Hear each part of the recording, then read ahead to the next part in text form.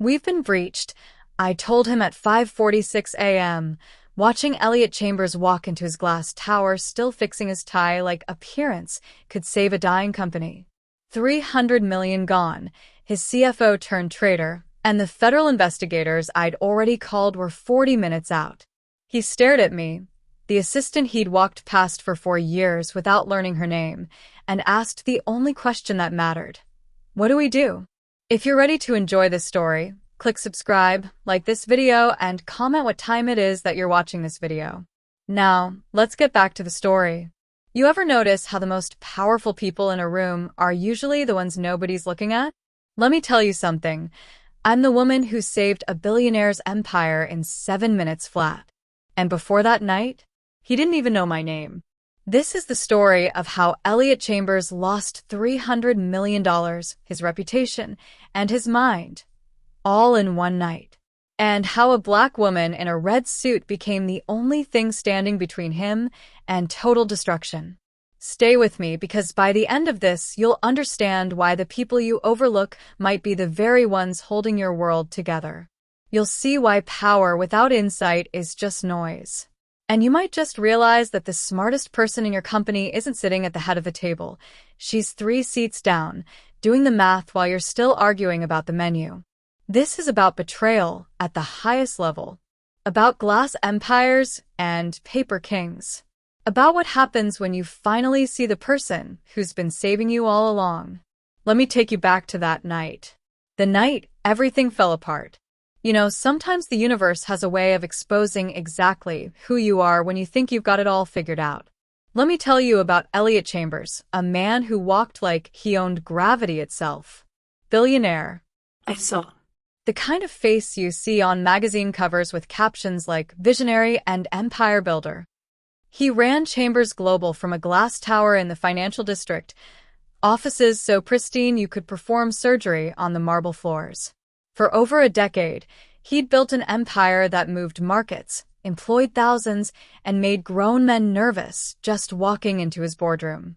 But on this particular night, all that power felt like smoke. It was 2:13 a.m. when I saw it. I was already in the office because that's where I lived half the time, running quarterly forecasts while the city slept. My desk sat in the corner of the operations wing, surrounded by 6 monitors that most people didn't understand and didn't need to. I had my espresso. I had my code. I had my systems. Then one of my screens blinked red. Just once. A single alert buried in a cascade of normal data traffic. Then another. And another. Within seconds, every security protocol we had was lighting up like a Christmas tree on fire.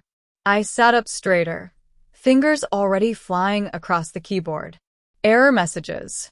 System breaches. Data hemorrhaging in real time. Someone was inside our network. And they weren't just poking around. They were gutting us. I pulled up the breach logs. Offshore accounts. Shell companies. Executive access points. This wasn't some random hacker looking for credit card numbers. This was surgical. Calculated. Personal. By 2:47 a.m., I knew we were bleeding over $300 million. I grabbed my phone and called Elliot's direct line. It rang 4 times before he picked up, voice thick with sleep and irritation. This better be life or death, Raven. I didn't blink. It's both. Get to the office. Now. He showed up at 5:46 a.m., still straightening his tie like appearance could fix a digital massacre. I watched him walk through the glass doors, tall, composed, untouchable as always. He had no idea his kingdom was already ashes. I met him at his office door. No greeting. No small talk. We've been breached. His face didn't change immediately. That's how I knew it was bad.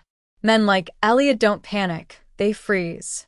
And frozen men don't survive. He sat down slowly, eyes scanning the monitors I'd pulled up. That's when I saw it. The thing people don't talk about when they describe powerful men. The cracks. The terror hiding under expensive cologne and Italian suits. Because here's the truth. Billionaires are just people with better accountants. Take away the money, the infrastructure, the team of people propping them up, and what's left? Just a man who's suddenly very, very small. You want to know a question you should be asking? I said.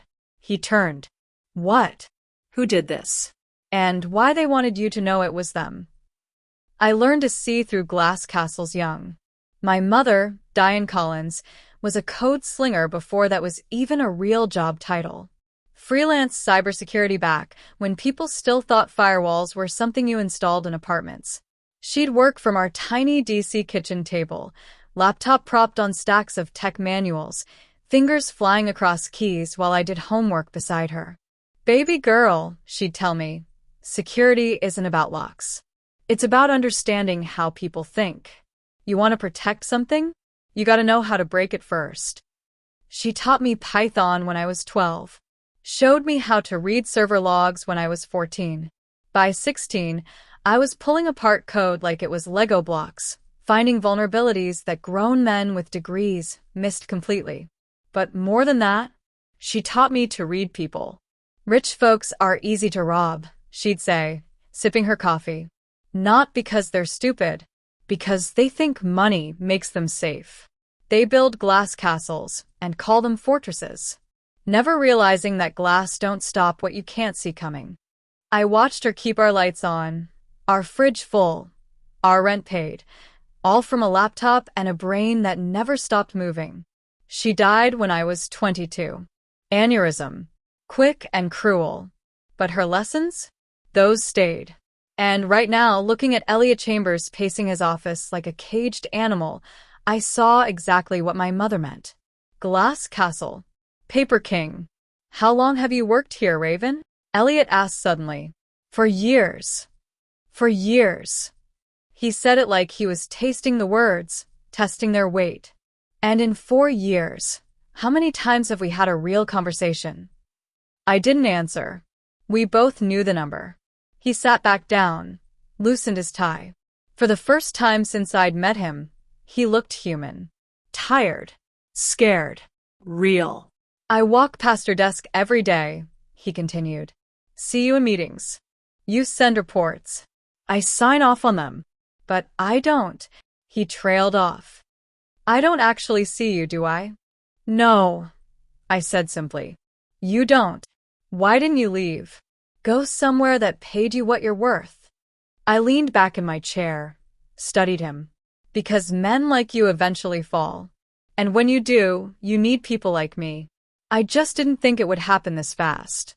He almost smiled. Almost. You were waiting for this? Not waiting. Preparing. I pulled up another screen. You want to know what I do here, Elliot? Really do? I watch. I listen. I see the rot before it spreads. And I've been watching your empire for 4 years, seeing every crack you ignored because you were too busy being a billionaire to notice you were standing on a house of cards. His face went pale. Your CFO takes meetings with offshore shell companies. Your head of R&D has been selling patents under the table. Your board? Half of them have been positioning to oust you for 18 months. You just never looked close enough to see it. Cameron, he whispered. You think Cameron's involved? Cameron Godfrey. Best man at Elliot's wedding. Godfather to his son. CFO of Chambers Global for 9 years. I pulled up the keystroke logs, the access points, the digital fingerprints left behind like breadcrumbs. I don't think, Elliot. I know. The silence that followed was the sound of a kingdom crumbling. Not with explosions or drama, just quiet devastation. The kind that happens when you finally understand that everything you built was built on sand. He stared at the screen, at the name of his oldest friend glowing in damning evidence. What do we do? His voice cracked. Just slightly. I stood up, straightened my red blazer, and looked him dead in the eye. We burn it down. The rot, the lies, the whole diseased infrastructure. And then we rebuild. But this time, I tapped the screen. You listen to the woman who actually knows where the bodies are buried. He nodded slowly. How long do we have? Before this leaks to press? Before investors panic? Before Cameron realizes we know? I checked my watch. Maybe 12 hours. Maybe less. Then we better get started. I smiled. Not because it was funny. Because finally, someone was ready to see what I'd been seeing all along. Glass castles don't survive fires. But women forged in them? We do. Here's what most people don't understand about digital warfare. It's not loud. There's no explosions, no alarms, no dramatic music swelling in the background. It's quiet, surgical, like a scalpel sliding between ribs. You don't even know you're bleeding until you look down and see red. By 6:30 a.m., Elliot's executive team started trickling in. You could smell the panic before you saw their faces. They huddled in conference rooms, voices rising and falling like funeral prayers. I watched them through the glass walls, expensive suits, frantic gestures, absolutely zero useful action. The head of PR wanted to draft a statement. The legal team wanted to assess liability. The COO wanted to call an emergency board meeting. Nobody wanted to actually fix the bleeding. That's the difference between people who talk about crisis and people who live in it. Talkers need meetings. Fixers need keyboards. I locked my office door, killed the lights, and went to work. Let me walk you through how betrayal actually works in the digital age. Forget everything you've seen in movies, the hooded hackers, the flying code, the dramatic countdowns. Real cyber warfare is intimate, personal. It's about knowing someone so well that you can walk through their digital life like it's your own house. The breach started 3 weeks ago with a software update. Standard protocol. IT sends out an email. You click the link. Your system updates overnight. Except this update had a gift hidden inside it. A keylogger. Tiny piece of code, barely 200 kilobytes, buried so deep in the system architecture that even our security sweeps missed it. Every keystroke, every password, every email, every bank transfer, all recorded, all uploaded, all stored on a server registered to a shell company in the Cayman Islands. I pulled up the access logs and started backtracing. The keylogger was sophisticated, encrypted, self-deleting, designed to cover its tracks. But here's the thing about code. It always leaves fingerprints. You just have to know where to look. I ran a metadata analysis on the software update. Found the original upload signature. Traced the IP address through 3 proxy servers, 2 VPNs, and a dark web relay. Most people would have stopped there. Called it untraceable. But I'm not most people. I pulled the original system admin credentials used to authorize the update. Cross-referenced them with internal access logs. Checked them against our employee database. And there it was. Cameron Godfrey's admin login. Used at 11:47 p.m. on October 19th to authorize a routine security patch. Except Cameron was supposed to be in London that night. I checked. Pulled his travel records. He was at the Dorchester Hotel, time-stamped Instagram photos and everything. So either Cameron had developed the ability to be in 2 places at once, or someone with his credentials, someone who was him in every way that mattered to our system, had installed that keylogger from right here in the building. My hands went cold. I kept digging. Pulled 5 years of email archives. Filtered for unusual patterns, offshore accounts, shell companies, encrypted attachments. The kind of communication that looks clean on the surface but feels wrong in your gut. Found it buried in a folder marked Quarterly Projections. 37 emails between Cameron and an account registered to Blackstone Advisory Limited. Started innocuous. Investment advice. Portfolio diversification. Then got specific. Wire transfers. Account numbers. Instructions written in vague corporate speak that meant everything if you knew what you were looking at. Repositioning assets for maximum yield optimization. Translation. Moving money where nobody can trace it. Implementing redundancy protocols for legacy infrastructure. Translation. Creating backup access points outside company oversight. The last email was from 2 days ago. Simple. Clean. Devastating. Phase 3 complete. Extraction scheduled for November 8th. 2 a.m. November 8th. That was last night. 2 hours before I caught the breach. Cameron hadn't been hacked. Cameron was the hack. I sat back in my chair, mind racing. This wasn't some external attack. This was an inside job. Meticulously planned. Perfectly executed. The kind of betrayal that takes months, maybe years, to orchestrate. But why? I pulled Cameron's employment contract. His salary. His stock options. His benefits package. The man was making 7 figures a year with equity that would set up his grandkids. Why risk everything to steal from the company he helped build? Then I found it. Hidden in the financial disclosures from 9 months ago. Cameron had made a series of bad investments. Real estate speculation in emerging markets that collapsed. Crypto ventures that vaporized. His personal portfolio had taken a hit, not career-ending, but significant. The kind of loss that makes a wealthy man feel poor. And desperate men do desperate things. I traced the offshore accounts the stolen money had been moved to. Dummy corporations. Shell companies. But they all funneled back to one source, a private equity firm based in Singapore. And guess who sat on their advisory board? Cameron's brother-in-law. This wasn't just theft. This was an exit strategy. Cameron was looting the empire and burning it down on his way out, leaving Elliot holding the bag while he disappeared into a comfortable foreign retirement. My jaw clenched. I'd seen betrayal before, corporate espionage, disgruntled employees, hostile takeovers. But this was personal, intimate, the kind of knife wound that hurts worse because you never saw the hand holding the blade. I printed everything, every log, every email, every transaction receipt, 300 pages of evidence that would destroy a man's life. Then I walked to Elliot's office and knocked. He looked up from his desk, eyes red-rimmed from stress, and the 3 cups of black coffee I'd seen him drain. "Tell me you found something." I dropped the stack of papers on his desk. They landed with a heavy thud that sounded like a gavel. "I found everything." He reached for the top page. Stopped. His hand was shaking. "How bad?" "Read it." He did. Slowly at first, then faster.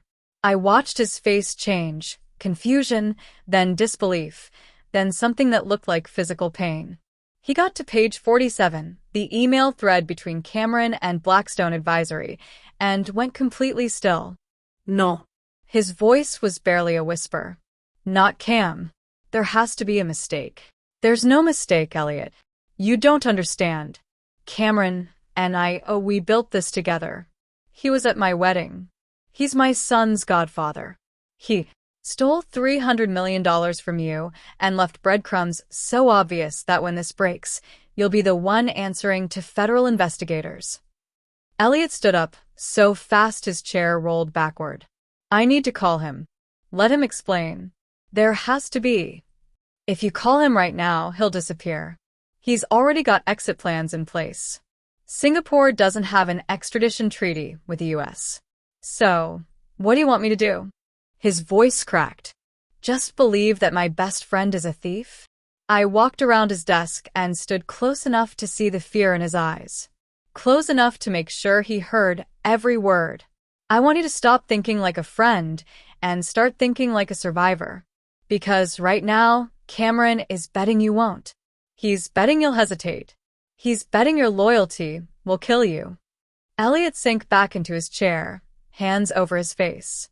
The sound he made wasn't quite a sob, just the quiet collapse of a man watching his world rewrite itself. "What do we do?" he asked finally. I picked up the evidence, organized it into 3 neat stacks. "We expose him. Publicly. Completely. Before he has time to cover his tracks.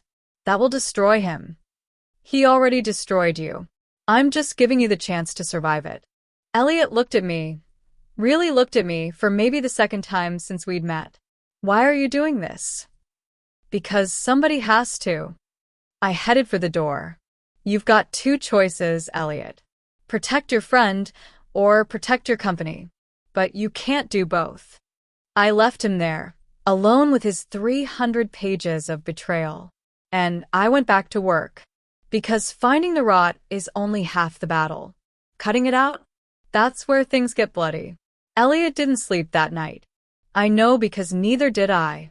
I sat in my office, door locked, lights off except for the glow of 6 monitors casting blue shadows across my face. Outside, the sun was starting to climb over the skyline, one of those brutal November mornings where the light feels cold and unforgiving. Perfect weather for ending a friendship. At 7:42 a.m., Elliot walked into my office without knocking. He looked like he'd aged a decade overnight. His tie was loose, top button undone, hair slightly disheveled. For a man who'd built his entire image on polish and control, he looked like something broken trying to hold itself together. "I read it all," he said. 3 times. I didn't respond. Just waited. There has to be another explanation. Maybe someone stole Cameron's credentials. Maybe he was compromised. Maybe. "Elliot." I cut him off, voice sharp. "Stop." He flinched like I'd slapped him. I stood up, grabbed the second folder I'd prepared, the one I knew he'd need to see, and dropped it on the desk between us. "You want another explanation? Here. This is Cameron's personal banking records for the last 9 months. Notice anything?" He opened it, scanned the pages. I watched his face as the numbers sank in. "Wire transfers," I continued. 14 of them, all to the same Singapore-based equity firm. Total value? $47 million.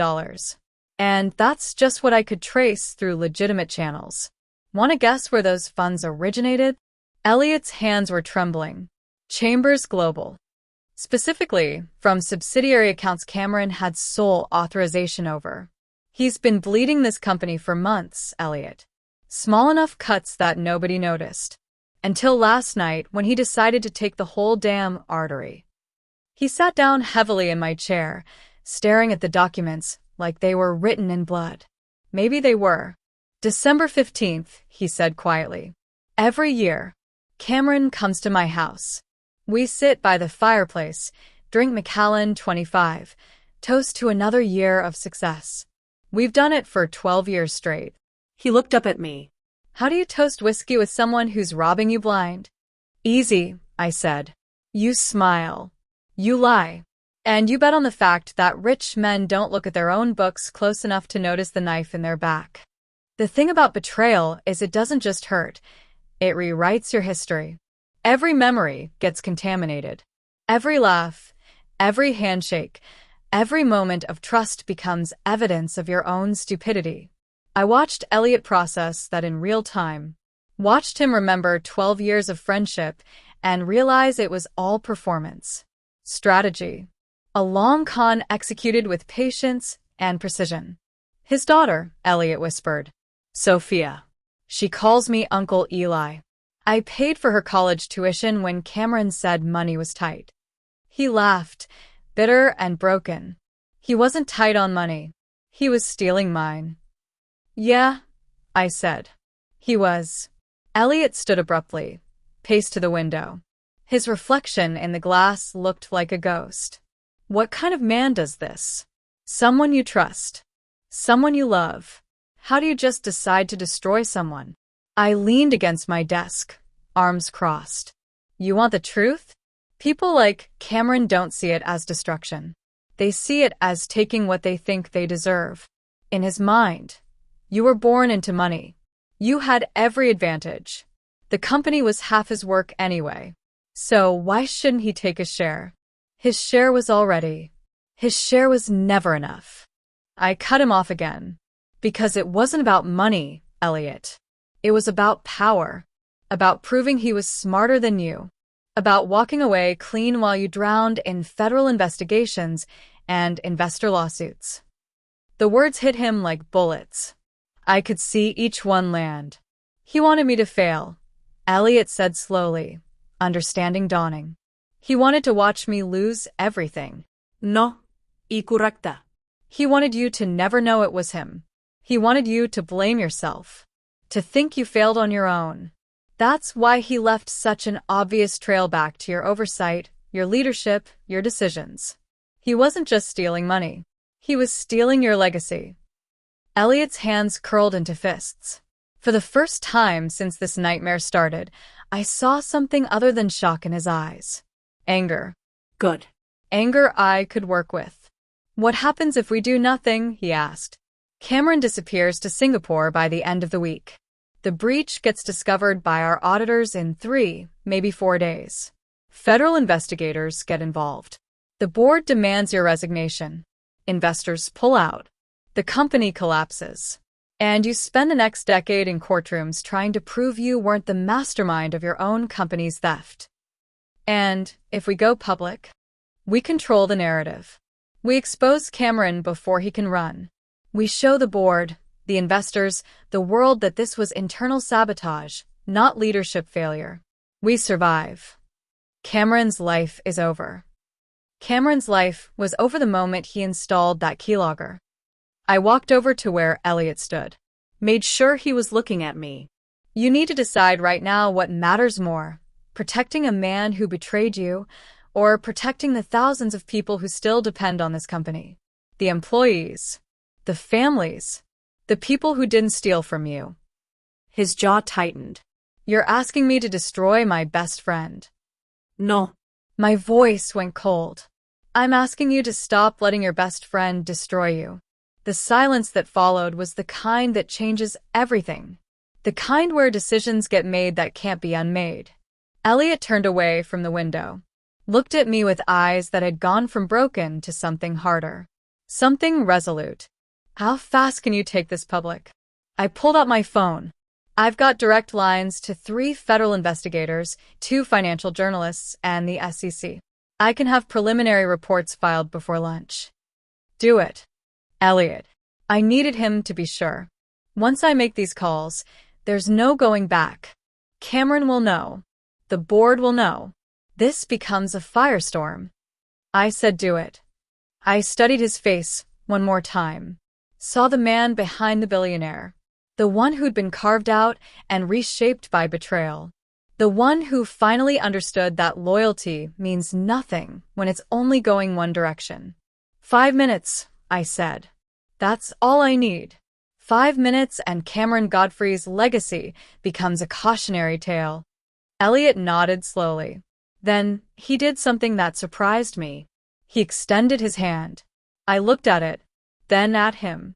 Thank you, he said quietly, for seeing what I couldn't, for being the only person in this building who gave a damn about the truth. I shook his hand. Firm. Brief. Don't thank me yet, I said. This is about to get ugly. I know. He released my grip. Do it anyway. I made the first call at 8:03 a.m. This is Raven Collins from Chambers Global. I need to report a major internal breach and theft involving executive-level fraud. Yes, I'll hold. The second call went to the Wall Street Journal. Third to the SEC. By 8:07 a.m., the dominoes were falling. Elliot stood by the window, watching the city wake up, completely unaware that in offices just like his, phones were starting to ring. Alarms were starting to sound. And somewhere in a penthouse apartment across town, Cameron Godfrey's world was about to catch fire. It's done, I said, hanging up the last call. Elliot didn't turn around. Just nodded once. You trusted the wrong legacy, I said softly. I know, he replied, but I'm trusting the right person now. I gathered my files, shut down my monitors, and headed for the door. Then let's go to war. Because that's exactly what this was. And I'd never lost one yet. Let me tell you what 7 minutes of focused fury looks like. 8:11 a.m. I pulled up my encrypted communication channel, the one I'd built off-grid, away from company servers, away from prying eyes. The one nobody knew existed except the people who mattered. First call, Marcus Webb, ex-NSA, now private security consultant in Berlin. We'd crossed paths on a forum 3 years ago, traded techniques, built mutual respect. The kind of professional relationship where you don't need pleasantries. Marcus. It's Raven. Collins. His voice crackled through the encrypted line. It's 2 p.m. here. This better be good. I need real-time IP tracing, cross-border, multiple proxies, and I need it now. A pause. Then, how hot? 300 million hot. Federal investigation incoming. And I need the trail visible before the target runs. Send me what you have. I uploaded the packet data, the server logs, the encrypted routing information Cameron had used to move the money. Sent it through a secure relay that would dissolve the moment Marcus pulled it. Got it, he said. Give me 4 minutes. 4 minutes. I had 3 more calls to make. 8:13 a.m. Second call, Jennifer Okonkwo, forensic accountant, Lagos native working out of Manhattan. We'd met at a cybersecurity conference where she'd presented on cryptocurrency laundering schemes. Brilliant. Ruthless. Exactly who I needed. Jen, I'm sending you offshore account data. Shell companies, wire transfers, equity firm connections. I need you to map the money trail and make it prosecution ready. How dirty are we talking? Executive level embezzlement. Internal sabotage. 9 months of systematic theft. She whistled low. You're burning someone. I'm exposing someone. There's a difference. Not to them, there isn't. I heard keyboard clicks on her end. Send it. I'll have preliminary forensics in 3 minutes. 8:15 a.m. Third call. David Park, investigative journalist at the Wall Street Journal. Pulitzer nominee. Shark in a suit. We'd worked together once before when I'd fed him information about a tech CEO cooking his books. He'd run the story. The CEO was now in federal prison. David, I've got something for you. Chambers Global. Internal fraud. Executive theft. And it breaks today. Raven. His voice sharpened with interest. How solid. Federal investigation launching within the hour. I've got server logs, financial records, encrypted communications. Everything documented. Everything traceable. This isn't speculation. This is evidence. Who's the target? Cameron Godfrey, CFO. 9-year veteran. Best friend of the CEO. Jesus. That's Shakespearean. That's corporate America. You want the exclusive, or should I call Bloomberg? Send me what you have. I'll have legal vet it and publish by noon. You've got 10 minutes to review before I go wider. Done. 8:17 a.m. I hung up and checked my secondary monitor. Marcus had already sent preliminary results. The IP trace was lighting up like a Christmas tree, showing the exact path Cameron's breach had taken. Singapore, Cayman Islands, Switzerland, then back to a private server registered to Blackstone Advisory Ltd. Every hop, every relay, every digital fingerprint. Beautiful. Jennifer's forensic map came through 30 seconds later. A visual web connecting Cameron's personal accounts to the stolen funds, color-coded by date and amount. Clear enough for a jury. Devastating enough for a headline. I compiled everything into a single encrypted package. Evidence. Analysis. Timeline. Then I sent it to 4 destinations simultaneously. 1. The SEC. 2. The FBI's Financial Crimes Unit. 3. David Park at the Wall Street Journal. 4. Chambers Global's Board of Directors. 8:19 a.m. I opened a 5th window and typed one final message. Direct. Personal. Untraceable. To Cameron Godfrey. Subject. Check. Body. You should have moved faster. Sent. Then I leaned back in my chair and watched the digital world catch fire. Within 90 seconds, my phone started lighting up. Board members. Investors. Department heads who'd just gotten alerts that federal investigators were requesting files. The chaos was instant. Visceral. But chaos was the point.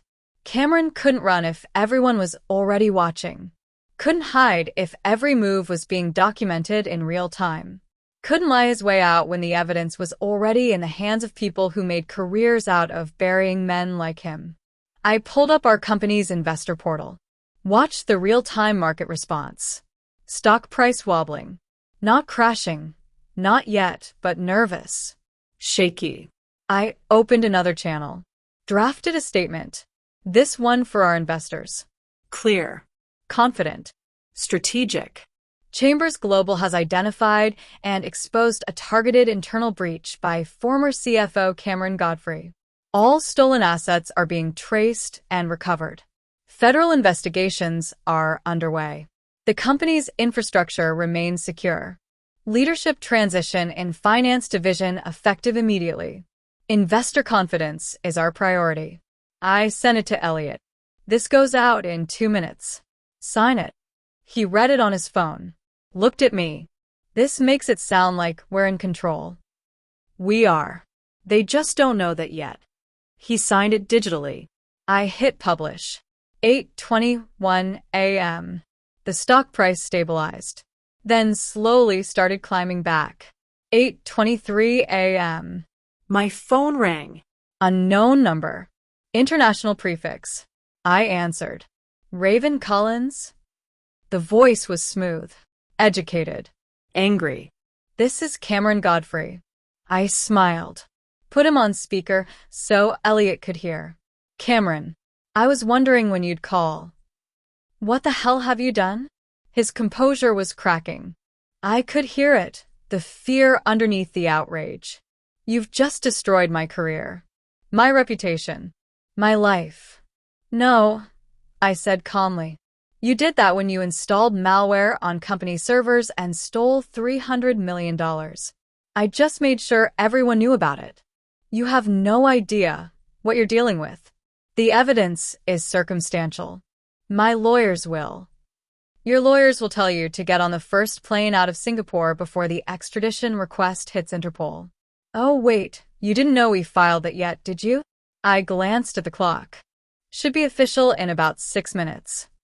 Silence on the other end. The kind that sounds like a man's world collapsing in real time. Elliot's there, isn't he? Cameron's voice went quiet. Dangerous. Put him on. I looked at Elliot. He stood frozen, staring at the phone like it was a grenade. He doesn't want to talk to you, I said. Elliot. Cameron's voice cracked. Elliot, listen to me. This is a mistake. I can explain everything. We've been friends for 12 years. You know me. You. I thought I did, Elliot said quietly. Eli, please. Elliot reached over and ended the call. The silence that followed was louder than any alarm. 8:25 a.m. I checked my feeds. The Wall Street Journal had just posted breaking news. Chambers Global CFO implicated in massive internal fraud. David Park's byline. Every detail I'd given him. Every piece of evidence laid out like a prosecutor's wet dream. Twitter was exploding. LinkedIn going insane. Financial networks scrambling to cover the story. Within 7 minutes, I'd turned a quiet betrayal into a public execution. Cameron Godfrey was done. Not just fired, destroyed. His name would be synonymous with corporate fraud for the next decade. Every future job interview. Every background check. Every Google search. Finished. I stood up, stretched, felt the adrenaline starting to fade into something quieter. Colder. Elliot was still standing by the window, watching the city. His reflection in the glass looked different now. Harder. Older. Like he'd been burned down and rebuilt in the span of a single night. You didn't just save the company, he said without turning around. You rebuilt the entire narrative in 7 minutes. 6, I corrected. The 7th was just cleanup. He turned then, looked at me with an expression I'd never seen from him before. Not gratitude. Not relief. Respect. The dangerous kind. The kind that comes when someone realizes they've been standing next to a weapon they didn't know was loaded. Who the hell are you, Raven Collins? I picked up my coffee. Took a sip. Let the question hang in the air. I'm the woman who just saved your empire, I said. And the one he should have been listening to 4 years ago. He didn't argue. Couldn't. Because we both knew I was right. The glass castle had shattered. The paper king had burned. But me? I was just getting warmed up. 3 days after Cameron Godfrey's world ended, mine changed. I walked into the office at 7:30 a.m., same as always. Same red blazer. Same black coffee in a travel mug. Same route through the marble lobby, past the reception desk where nobody ever looked up, into the elevator that smelled like expensive cologne and desperation. But when the doors opened on the executive floor, the 40th floor, where the air felt different and the carpet was thicker, something was off. People were staring. Not the usual glances. Not the, "Oh, she must be lost," or "Who let her up here?" looks I'd gotten used to over the years. This was different. This was recognition. And something else. Fear.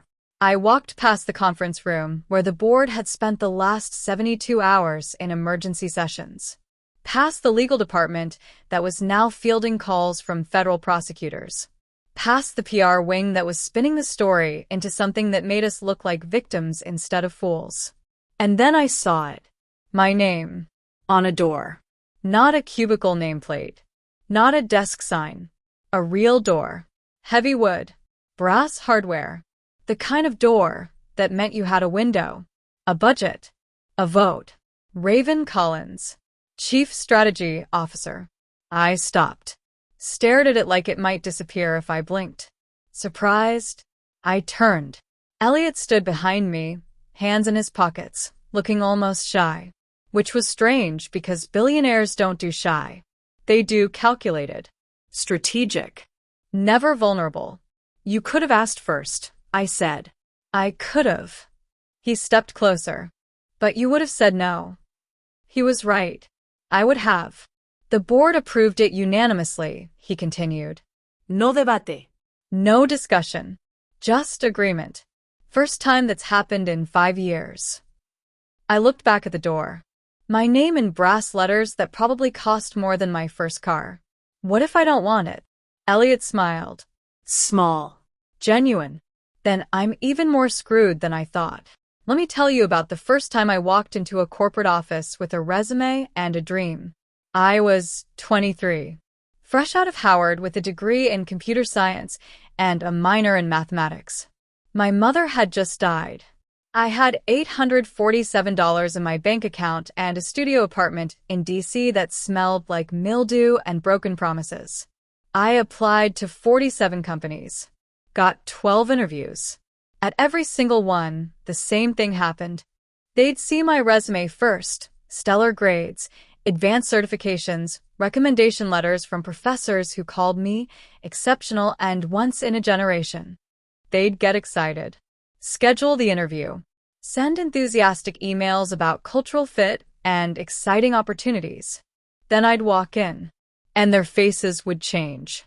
Not dramatically, not obviously, just a flicker, a recalibration, a silent revision of expectations. Suddenly, my exceptional became promising. My once in a generation became, we're looking for someone with more experience. My we'd love to have you on the team became, we'll be in touch. They never were. I learned quickly that being twice as good meant you might get considered half as much. That walking into spaces filled with expensive suits and cheap convictions meant playing a game where the rules changed depending on who you were. So I stopped playing their game. Built my own. Took freelance contracts. Built security systems for small businesses. Consulted for startups who couldn't afford to be picky about who solved their problems. Earned a reputation not for fitting in, but for being undeniable. When Chambers Global finally hired me 4 years ago, it wasn't because they wanted me. It was because they needed me. And even then, they put me 3 levels below where my skills belonged, paid me 60% of what my white male counterparts made, and assigned me to a cubicle in the corner, where visiting executives wouldn't have to see me during their tours. But I didn't complain. I watched. I learned. I waited. Because I knew something they didn't. Empires built on ego always crumble. And when they do, they need someone who actually knows how the foundation works. I pushed open the door to my new office. Floor-to-ceiling windows. A view that stretched from the lake to the skyline. A desk that could land a helicopter on. Furniture that cost more than I used to make in 6 months. It felt like standing in someone else's life. Your security clearance has been upgraded to level 1, Elliot said from the doorway. Same as mine. Full access to all systems, all accounts, all strategic planning. The board wants you in every major decision meeting going forward. I turned to face him. Why? You know why. Say it anyway. He stepped into the office, closed the door behind him. When he spoke, his voice was quieter, more honest than I'd ever heard it. Because for 4 years, I walked past your desk every single day and never once asked what you were doing.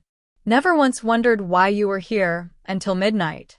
Never once considered that the woman in the corner might be the smartest person in the building. He paused. And 3 days ago, you saved my company in 7 minutes. Did what my entire executive team couldn't do in 12 hours. Exposed a betrayal I was too blind to see. And you did it without asking for permission. Without needing approval. Without waiting for someone to tell you that you were allowed. He walked to the window, looked out at the city. The board didn't give you this position because they like you, Raven. They gave it to you because they're terrified of you. And they're smart enough to want you on their side. I set my coffee down on the desk. And you? Why did you sign off on it? Elliot turned. Met my eyes. Because I finally see you. The words hung in the air between us. Heavy. True. Not as the assistant who handles my calendar, he continued. Not as the analyst who sends reports I barely read. Not as the black woman in tech who checked some diversity box on a company review. His voice went hard. As the most lethal strategic mind I've ever had the privilege of working with. I felt something shift in my chest. Not pride. I'd stopped needing validation from men like him years ago. But recognition. The kind that matters. The kind that changes power dynamics. I didn't just save your company, I said quietly. I know. I rebuilt your eyes. He nodded slowly. You did. I walked to the desk, ran my hand over the polished wood. Thought about every cubicle I'd sat in. Every meeting I'd been excluded from. Every idea I'd pitched that got credited to someone else. Every time someone had looked through me instead of at me. And now here I was. Name on the door. Window view. Power that came with expectations and enemies and a target on my back. You know what the hardest part about this is? I asked. What? Not that I earned it. I know I earned it. I looked at him. It's that I had to burn down half your company to make you notice. Elliot flinched. Good. He should. You're right, he said. And I can't fix that. Can't take back 4 years of not seeing you. Can't undo the fact that it took a crisis for me to realize what I had. He moved toward the door, paused with his hand on the handle. But I can make sure it doesn't happen again. Here, or anywhere else in this company. How? By listening. By trusting. By making sure that when you speak, everyone in this building stops what they're doing and pays attention. He opened the door. Starting with me, he left. I stood alone in my new office, looking out at a city that had never made room for me and never would. But I didn't need the city to make room. I'd just taken it.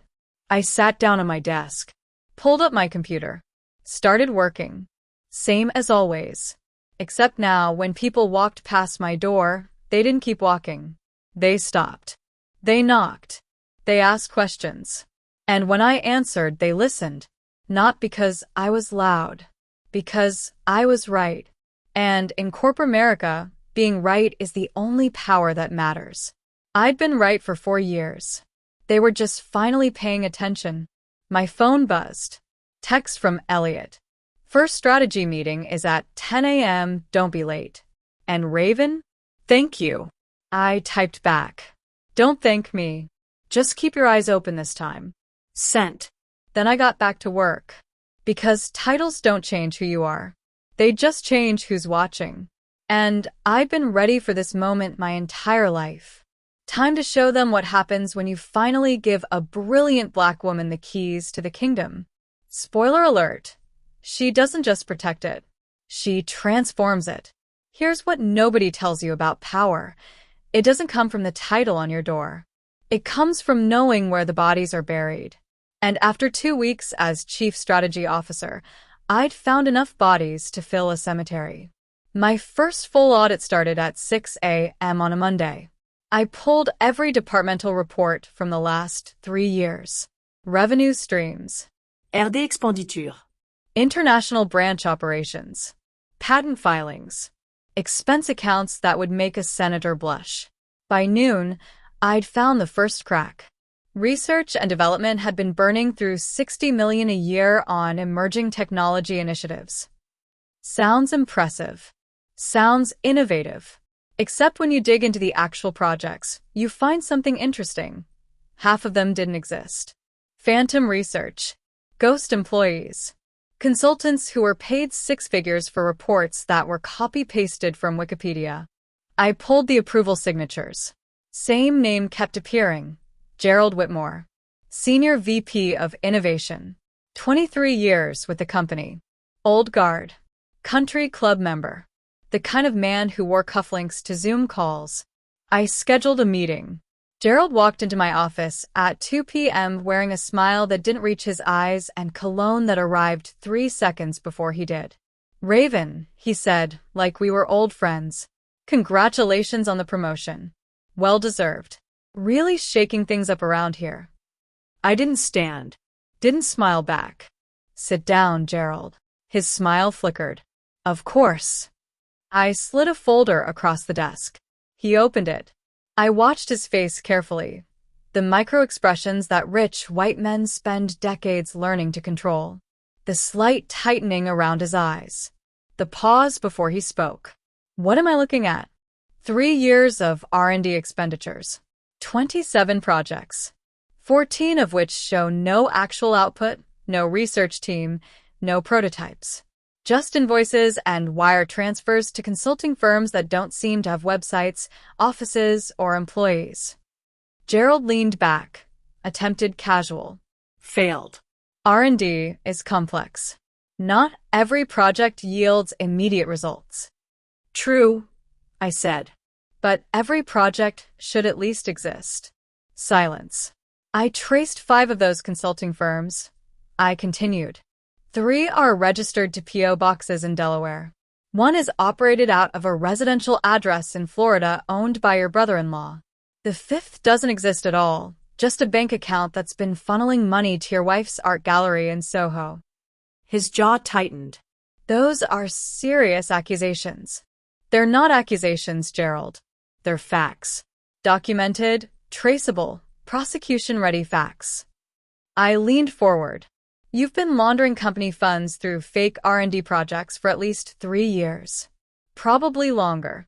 And you got comfortable because nobody was watching. Elliot approved every single one of those budgets. Elliot trusted you.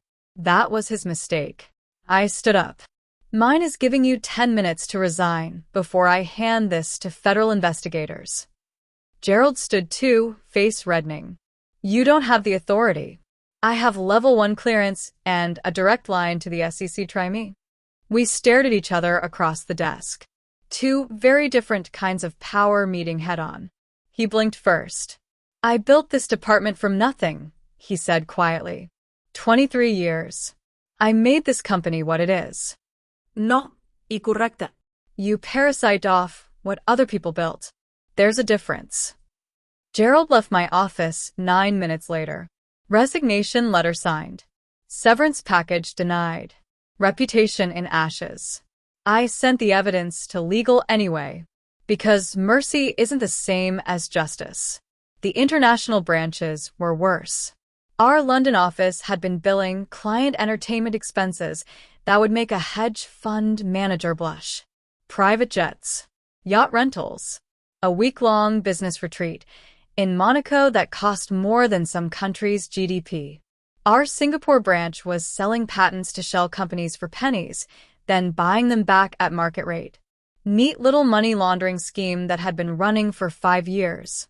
Our Johannesburg office had ethics violations so deep I needed 3 translators and a lawyer just to understand the scope.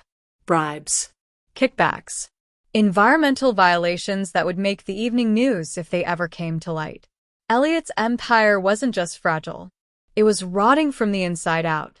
And everyone had been too comfortable, too complicit, or too scared to say anything. Until now. The board meeting happened on a Thursday. 16 people around a table that cost more than my first apartment. Old money. Old power. Old men who'd been making decisions in rooms like this since before I was born. And me. I walked in wearing red. Always red. Because if they were going to underestimate me, I'd at least look good while proving them wrong. Gentlemen, Elliot began. Raven has some findings to share regarding operational efficiency. Translation. She found things that will make you uncomfortable. I stood. Pulled up the presentation I'd prepared. Numbers. Chats. Evidence so clear a child could understand it. Over the past 2 weeks, I've identified systematic fraud across 4 departments, 3 international branches, and at least 7 executive-level positions. Total estimated loss to the company, $460 million over 5 years. The room went silent. That's impossible, said Richard Ashford, board member since 1997. Silver hair. Expensive watch. Voice that expected agreement. Our auditors would have caught that. Your auditors were checking boxes, I said. I was looking for patterns. There's a difference. This is highly irregular, interrupted Margaret Chin, the only other woman in the room.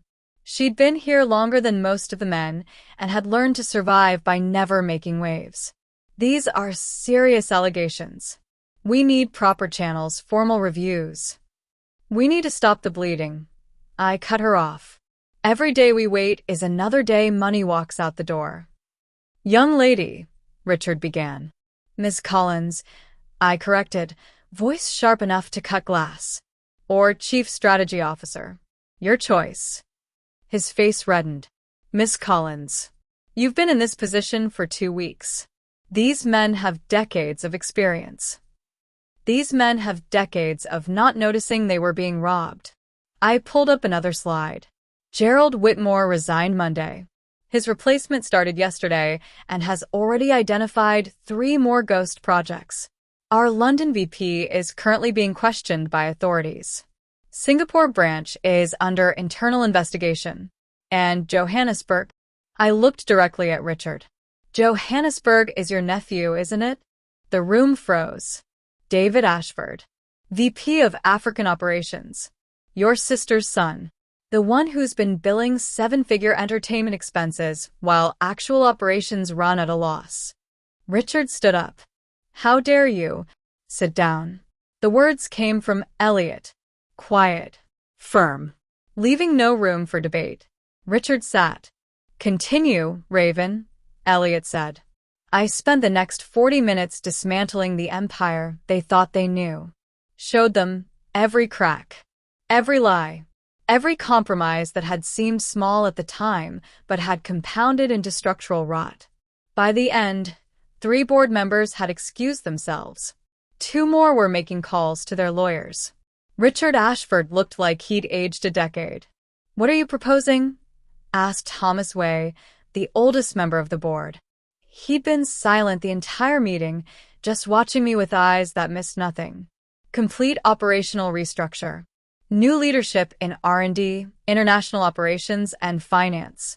Third-party audit of every department. Zero-tolerance policy for fraud, regardless of tenure or relationship. I closed my laptop. And board oversight expanded to include quarterly reviews instead of annual. That will cost millions, Margaret said. Doing nothing will cost billions, I replied. And your reputation. And possibly your freedom when federal investigators start asking why nobody noticed. Thomas leaned forward. You want to burn it all down. I want to cut out the cancer before it kills the patient. I looked around the room. You hired me to save this company. That's what I'm doing. If you can't handle the surgery, feel free to resign. Nobody moved. Good, I said. Then we start Monday. Legal will be sending termination notices to 14 executives by end of week. HR will begin recruitment for replacements. And I'll be personally vetting every single candidate. You're asking for complete control, Richard said bitterly. No, y correcta. I'm taking it. There's a difference. The meeting ended at 6:47 p.m. I walked out before anyone could stop me. Elliot caught up with me at the elevator. That was necessary, I finished. I was going to say terrifying. I pressed the button. They didn't want to make room at the table, Elliot. So, I brought my own. The elevator dinged. Doors opened. They'll fight you, he said. Every step. Every decision. I know. I stepped inside. Turned to face him. Let them. The doors started closing. Raven. His voice stopped them. Yeah. Don't hold back. I smiled. I never do. 3 board members resigned within a week. 2 more were forced out when I found their connections to the fraud. Richard Ashford tried to rally support for my removal. Failed spectacularly when I released internal memos showing he'd been warned about his nephew's activities 2 years ago and did nothing. Within a month, the old guard was gone. The empire beneath the empire, the one built on handshakes and blind eyes and boys' club loyalty, crumbled.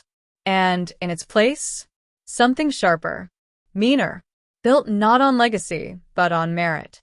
I didn't just root out the rot. I burned it, salted the earth, and rebuilt from scratch. Because that's what power looks like when you've spent your whole life watching mediocre men waste it. Precision, ruthlessness, and absolutely zero tolerance for bullshit. They wanted to see what a black woman would do with real authority. I showed them. And they never underestimated me again. It was 11:37 p.m. on a Friday when Elliot knocked on my office door. I'd been there since dawn, running simulations on the new organizational structure. Numbers don't lie, but they do tell stories if you know how to read them. And the story our current data was telling said we'd be profitable again within 18 months. Maybe 16 if the international branches cleaned up faster than projected. You're still here, he said. I looked up from my screens. So are you.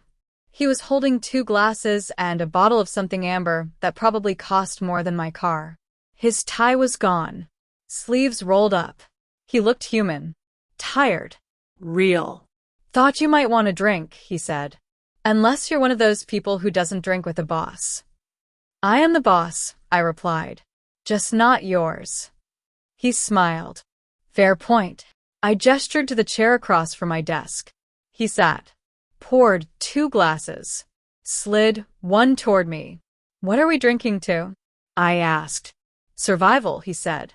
And the woman who made it possible. I picked up the glass, took a sip. It burned in the best way, smooth fire that tasted like old money and older secrets. This is the Macallan you and Cameron used to drink, I said. His face tightened at the name. Yeah. Found it in my desk drawer yesterday. Thought about throwing it out.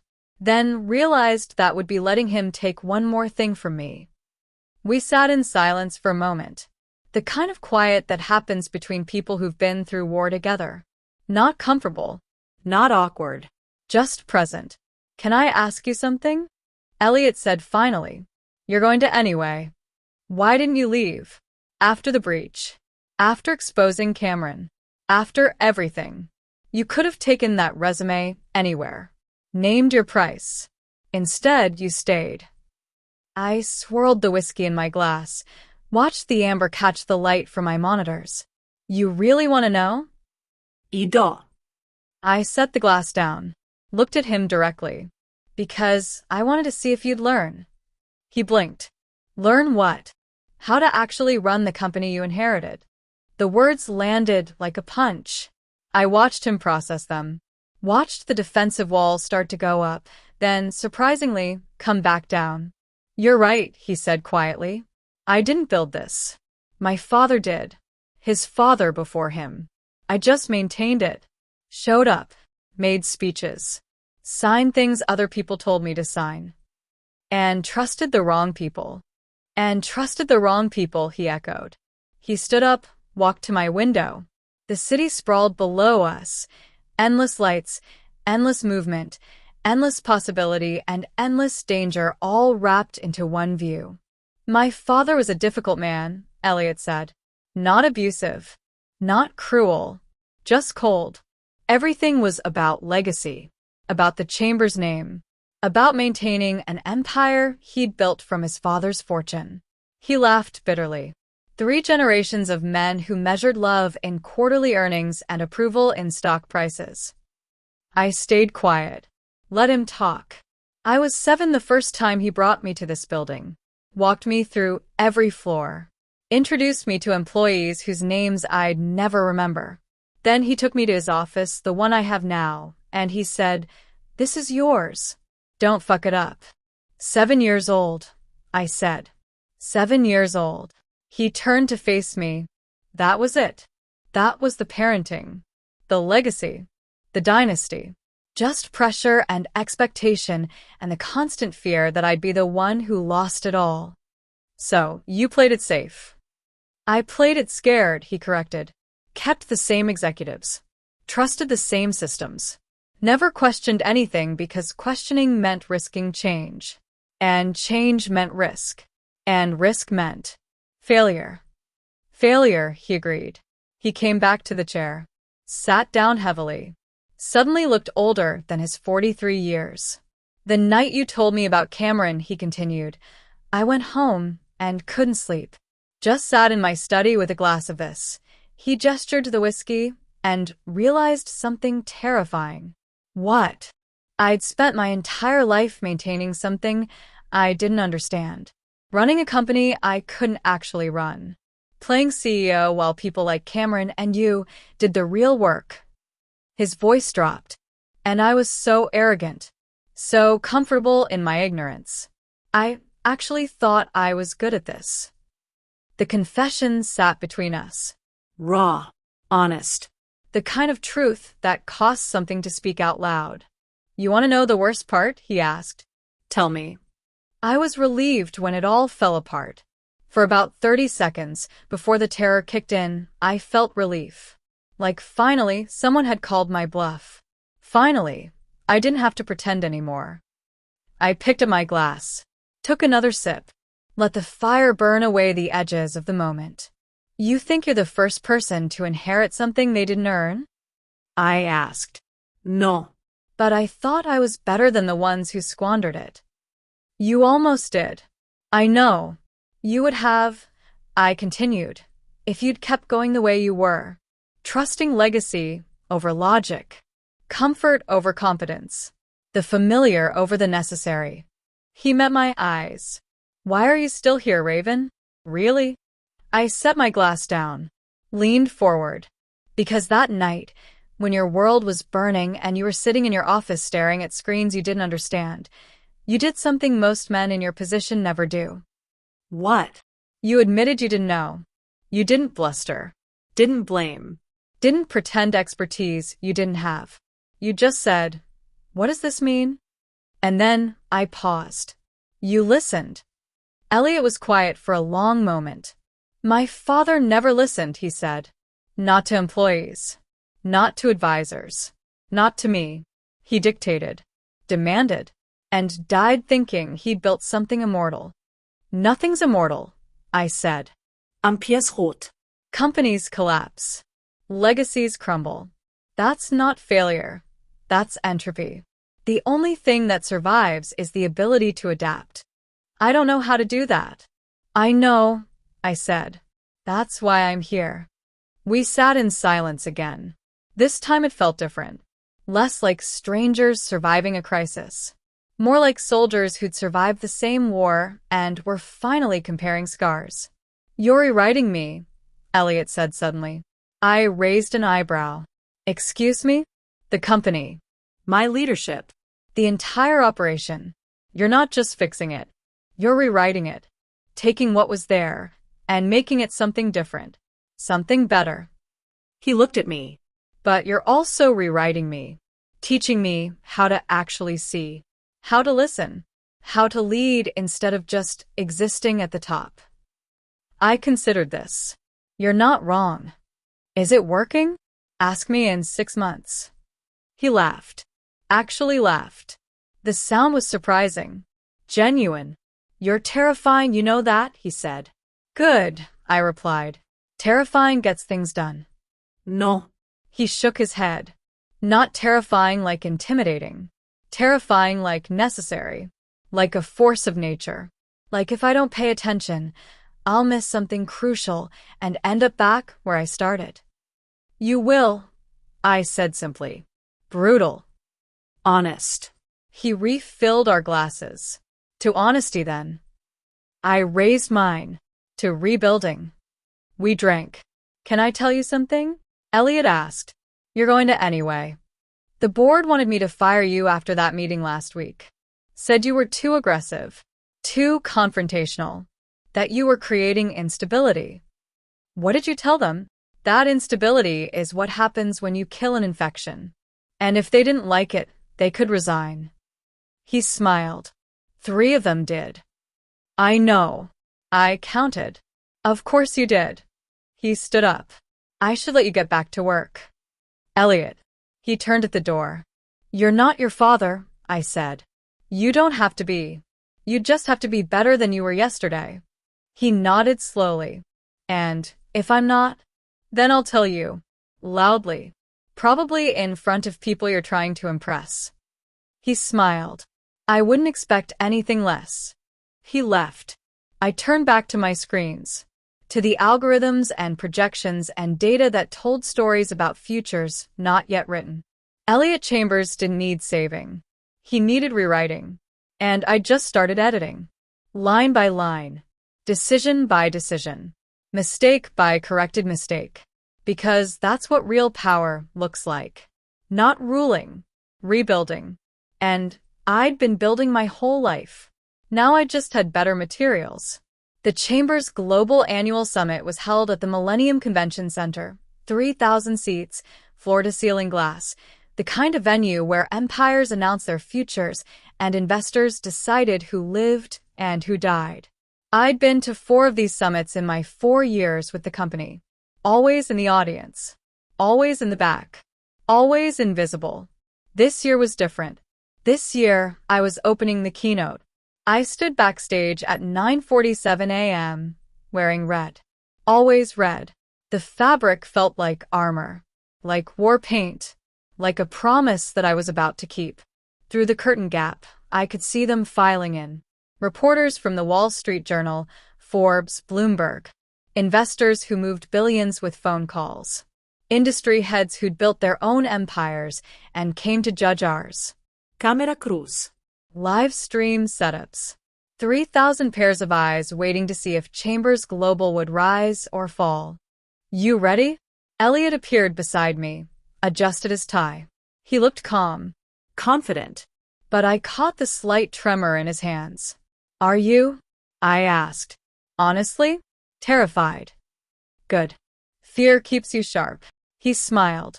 You're going to be brilliant. I know. Not arrogance. Just fact. The lights dimmed. A voice boomed through the speakers. Ladies and gentlemen, please welcome Chief Strategy Officer of Chambers Global, Raven Collins. I stepped into the light. 3,000 faces turned toward me. I walked to center stage, heels clicking against polished wood. No notes. No teleprompter. Just me and a microphone and a story that needed telling. The applause died. The room went silent. I stood there for 3 full seconds. Let them look. Let them wonder. Let them underestimate. Then I spoke. 6 months ago, this company almost died. The room shifted. Uncomfortable. Curious. Not slowly. Not quietly. But in one night, one catastrophic, surgical attack that bled us for $300 million and exposed rot that had been festering for years. I started walking across the stage. Slow. Deliberate. You know the public story. Internal breach. Executive fraud. Cameron Godfrey, our former CFO, stealing from the empire he helped build. Federal investigation. Restructuring. Recovery. I stopped, turned to face them directly. That's the sanitized version. The press release. The story we told to keep investors from panicking and the stock price from tanking. I paused. But today, I'm going to tell you what actually happened. No corporate speak. No cielos. Just truth. You could hear breathing in that room. That's how quiet it was. It was 2:13 a.m. when I saw the first red alert.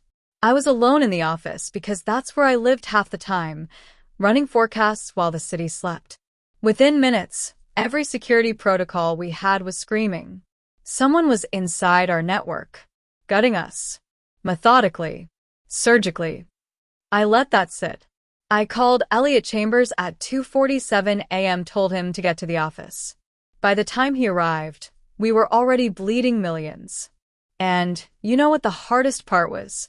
I looked directly at the camera transmitting this live. Watching a brilliant man realize his power was an illusion. That the empire he thought he controlled was built on trust he never should have given. That his best friend, someone he'd known for 12 years, had been robbing him blind. Murmurs rippled through the audience. But here's the part they don't put in headlines. I continued. While everyone else panicked, I went to work. I traced the breach, found the keylogger, followed the money through offshore accounts and shell companies. And within hours, I knew exactly who did it, how they did it, and why. I walked to the edge of the stage. Cameron Godfrey installed malware 3 weeks before the attack, used his own admin credentials, set up the perfect exit strategy, steal everything, frame his best friend, and disappear to Singapore where extradition is complicated. The room was frozen, and he almost got away with it. Would have, if anyone had been paying attention. But nobody was. Not the security team. Not the executives. Not the board members who were supposed to provide oversight. I let my voice go harder, sharper. Nobody was watching. Except me. So, let me tell you what I did in 7 minutes. I held up my hand, started counting on my fingers, called in favors from cybersecurity experts across 3 continents, traced live IPs in real time, mapped financial forensics that were prosecution-ready, contacted federal investigators, financial journalists, and the SEC, exposed Cameron Godfrey publicly before he could run, and stabilized investor confidence while the company was actively burning. I lowered my hand. 7 minutes. That's all it took to save a billion-dollar empire. The silence was deafening. But here's what I realized in those 7 minutes. I continued, voice softer now, more intimate. This company didn't need saving. It needed surgery. It needed someone willing to cut out the cancer even when that cancer had a corner office and a 20-year tenure. I started walking again. So that's what I did. Rooted out fraud in R&D. Ethics violations in international branches. Executives laundering patents. Board members protecting family members. I found $460 million in systematic theft that had been invisible for years. Gasps from the audience. And you know why nobody saw it? Because nobody was looking. Because this company, like so many others, was built on legacy and loyalty and the assumption that power protects its own. I stopped center stage again. I'm here to tell you, it doesn't. Not anymore. I want to talk about something uncomfortable now, I said. Something we don't usually discuss at corporate summits. I took a breath. I'm a Black woman in an industry that wasn't built for me. In boardrooms that never made space for me. In an empire that looked past me for 4 years while I did the work that kept it standing. The room was electric now. Tense. Waiting. I walked past executives every single day who didn't know my name. Sent reports that were praised and credited to others. Sat in meetings where my expertise was questioned by men who couldn't read the code I wrote before breakfast. My voice didn't waver. And when this company was dying, when Cameron Godfrey was stealing millions, when the empire was crumbling, those same men were asleep. Unreachable. Useless. I let that land. But I was awake. I was ready. And I was the only person in that building who knew how to stop the bleeding. I walked to the very edge of a stage, looked out at 3,000 faces. So here's what I learned. Power doesn't belong to people who inherit it. It belongs to people who earn it, who show up at 2 a.m. when the alarms are screaming, who make the hard calls, who cut out the rot even when everyone else is too comfortable or too scared. My voice rose. And if you're sitting in a position of power right now, ask yourself, do you actually know what's happening in your company?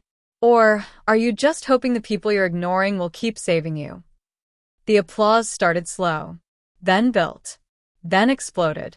I stood there, center stage, and let it wash over me. Not because I needed it, because I'd earned it.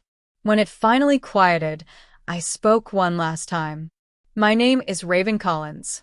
I'm Chief Strategy Officer of Chambers Global, and I'm the woman who changed everything in 7 minutes while you weren't watching. I walked off stage.